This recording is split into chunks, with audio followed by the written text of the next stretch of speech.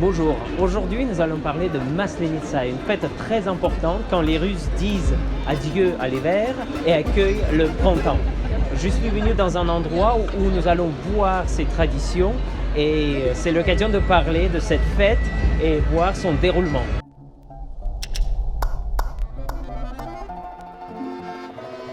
Aujourd'hui, c'est la grande fête, on va manger des crêpes.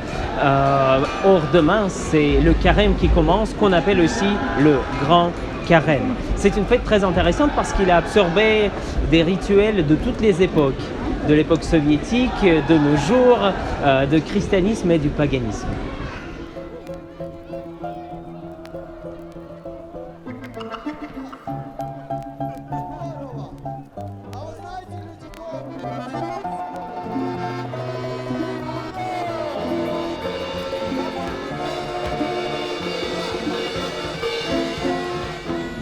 En fait, Maslenitsa, c'est pas une fête en une journée, mais c'est toute une semaine. Et chaque jour a son thème, a son sujet. J'ai mis le calendrier détaillé sur notre site, vous avez le lien en dessous. Mais par exemple, lundi, le jour de retrouvailles de Maslenitsa, on fabriquait l'effigie de la Maslenitsa qui par la suite sera brûlée dimanche. Mardi, c'est les jeux d'hiver traditionnels. Mercredi, les crêpes chez la belle-mère, etc. Mais le point culminant, c'est bien sûr le dimanche.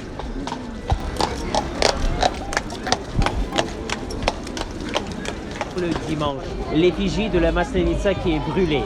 Mais l'Église orthodoxe qui a adopté cette fête a apporté son élément et c'est devenu le dimanche du pardon. Il faut demander pardon à tous ses proches. Comme ça, on rentre dans le grand carême sans les mauvaises pensées et en étant concentré sur la vie spirituelle.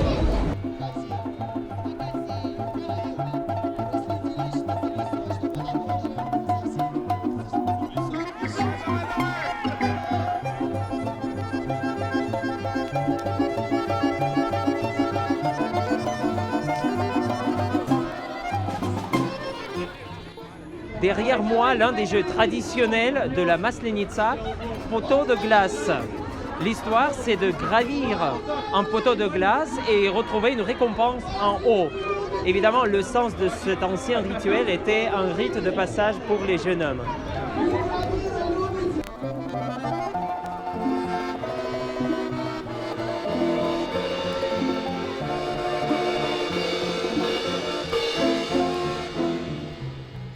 Une nota bene importante qui donne un peu une clé à la compréhension de ces rituels de Maslenitsa. C'est que c'est beaucoup lié au culte slave des ancêtres. Et ça explique plusieurs choses, y compris les crêpes. C'est le repas traditionnel commémoratif des Russes. Et de ce point de vue, on comprend tout de suite les chants rituels de Maslenitsa, les divers jeux d'hiver, etc. En fait, durant la Maslenitsa, les Slaves s'adressaient aux morts pour qu'ils aident à traverser cette période et faire avancer le printemps. Et il faut noter que, d'après les croyances, les ancêtres influençaient aussi la future récolte.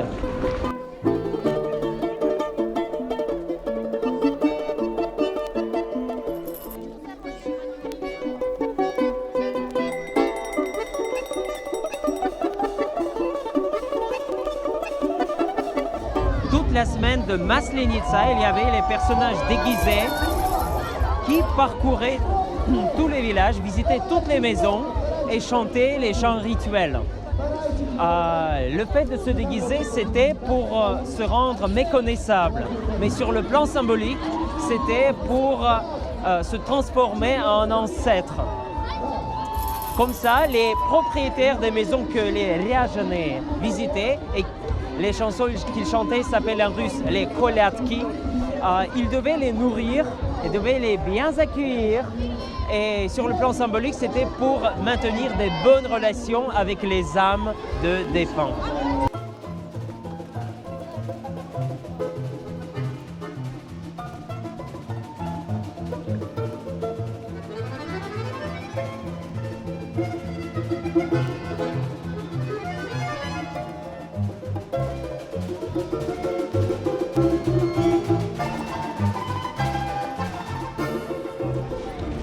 voici une longue queue pour manger les crêpes, le plat principal de Maslenitsa.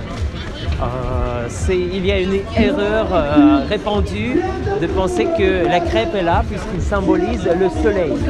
Tellement les Slaves étaient avides d'avoir le soleil au printemps qu'ils préparaient les crêpes. Mais bon, ça c'est une erreur commune.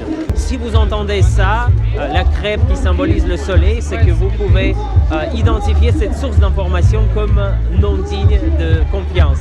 La vraie raison, ça vient de ce que je vous ai déjà expliqué, du culte des ancêtres.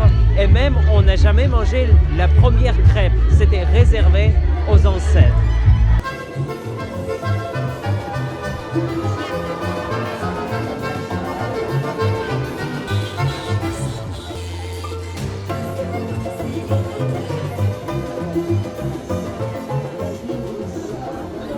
Voilà, je suis devant la place où on vient de brûler l'effigie de la Maslenitsa. Donc c'est le point culminant. Comme ça, on dit adieu à l'hiver, adieu au passé, adieu à des malheurs, à des maladies, un peu à tout. Voilà. Mais l'idée de ce rituel ancien, c'est que dans l'ethnographie, ça s'appelle la divinité mourante et montante. Le moment où c'est brûlé, c'est la mort de la divinité, mais ensuite, cette effigie brûlée avait été dispersée dans les champs et sur la terre pour renaître sous la forme de la nouvelle moisson.